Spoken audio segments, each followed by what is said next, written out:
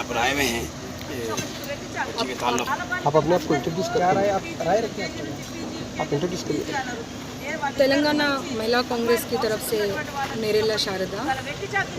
जब भी महिलाओं के ऊपर कोई भी अत्याचार हुआ है तो हमेशा कांग्रेस पार्टी उनके साथ खड़ी रही है। भले हम लोग जब सेंट्रल गवर्नमेंट में हमारा रूलिंग था और स्टेट गवर्नमेंट में भी हमारा रूलिंग था तो निर्भया एक्ट को लेकर आए थे, आप लोगों को सबको पता है।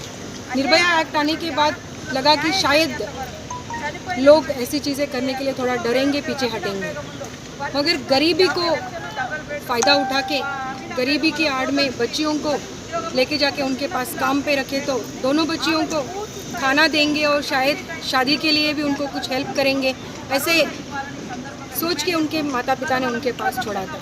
पर उनको मालूम नहीं था कि शायद ये दिन आएगा कि बड़ी बच्ची का शारीरिक शोषण करेंगे और उसका हत्या भी कर देंगे, और हत्या करने के बाद में भी उसको आत्महत्या के रूप में दर्शाया जाने की कोशिश भी की है, क्योंकि वो सिर्फ टीआरएस का लीडर है, कार्यकर्ता है। इसलिए अगर वो टीआरएस का लीडर या कार्यकर्ता नहीं होता तो आज एमएलए, एमपी, मिनिस्टर इतने लोग हैं टीआरएस के। एक माइनॉरिटी बच्ची के ऊपर ये वाकया हुआ है तो ये लोग क्यों नहीं आ रहे यहाँ पे, आके क्यों नहीं बता रहे कि हम आपको न्याय दिलाएंगे। टीआरएस और बीजेपी के लोगों का ये मिला भगत है कि आप टीआरएस का जो है गले में डालो और किसी के भी लड़की के ऊपर अत्याचार करो, शोषण करो, कुछ भी करो और आपका गवर्नमेंट आपको रक्षा दे देगा। इसलिए हम डिमांड करते हैं कांग्रेस पार्टी की तरफ से और महिला कांग्रेस की तरफ से चाइल्ड लेबर के एक्ट जो है उसके तहत भी उनके ऊपर, उनके पूरे परिवार के ऊपर केस करना। और मधु यादव जो है 4 साल से ये 2 बच्चियों के ऊपर शारीरिक शोषण कर रहा है, उसको तो इस सोसाइटी में जीने का अधिकार भी नहीं है। दिशा इंसिडेंट इतने नज़दीक यहाँ पे हुआ था, उसके बाद भी अगर लोगों को डर नहीं है तो वो डर पैदा करने की ज़रूरत भी है। इसलिए जितने भी एक्ट, जितनी भी गलतियाँ उसने की है उसके ऊपर वो सारे केस लगाने की ज़रूरत है और फास्ट ट्रैक कोर्ट में लेके जाके इमीडिएटली एक्शन लेने की ज़रूरत है। और कांग्रेस पार्टी और महिला कांग्रेस की तरफ से हम डिमांड करते हैं कि 50 लाख का एक्सग्रेशिया देना चाहिए और जो बच्चा है उसको जॉब भी देना चाहिए। एटलीस्ट रहने के लिए घर नहीं है, इसीलिए वो 2 बच्चियों को उन्होंने वहाँ पे काम के लिए रखा था। इसलिए डबल बेडरूम हाउस भी इमीडिएटली दीजिए, क्योंकि अभी हमारे कांग्रेस पार्टी के लोग जाके दिखाए आपको कि डबल बेडरूम हाउस जो है इतने सालों से टीआरएस के गवर्नमेंट यूज़ कर रहे हैं सिर्फ बातों के लिए, कहीं पे भी एक भी डबल बेडरूम हाउस नहीं है बना हुआ है। अगर सही में आप दिखाना चाहते हो कि हम बना रहे तो इमीडिएटली पहले इनको डबल बेडरूम हाउस दीजिए और उसको हैंग टू द डेथ, यही हम डिमांड करेंगे। मधु यादव को हैंग टू द डेथ, ये हम कांग्रेस का पार्टी की तरफ से डिमांड करते हैं।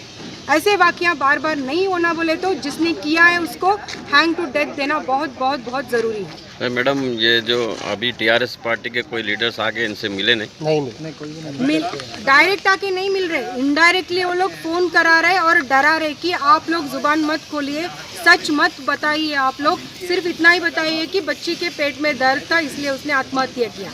मगर एक कोई अंधा भी बता सकता है कि बेड कहाँ पे है, बच्ची फैन कहाँ पे, बच्ची का हाइट कितना है।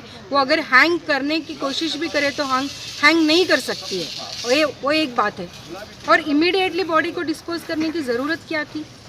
छोटा सा कहीं पे कुछ इंसिडेंट हुआ तो इतना हल्ला गुल्ला मच जाता है कि क्या हुआ, कोशिश करते हैं जानकारी लेने की। बिकॉज वो टीआरएस का लीडर है इसीलिए पंचनामा किए बिना एटलीस्ट सरपंच को नहीं मालूम था, नेबर्स को नहीं मालूम था, किसी को भी नहीं मालूम था कि ऐसा कुछ वाकया हुआ है उनके घर में। तो ये सिर्फ टीआरएस के उस बंदे को बचाने की कोशिश हो रही है। तो ऐसा डीसीपी साहब ऐसा बोले कि ये 2018 में भी राउडी शीटर था मधु यादव। 4 केस है बल्कि हम लोगों को भी पता चला है, वो राउडी शीटर का ऑलरेडी उसके ऊपर केस है। तो ये तो क्लियर कट केस है कि वो बंदा सही बंदा था ही नहीं। तो उनके परिवार को भी थोड़ा समझने की ज़रूरत थी कि 2 छोटी बच्चियां हैं, उसके ऊपर क्या चल रहा है। तो परिवार को भी मेरे ख्याल से इक्वली उनको भी पनिशमेंट देने की ज़रूरत है। Okay ma'am, thank you.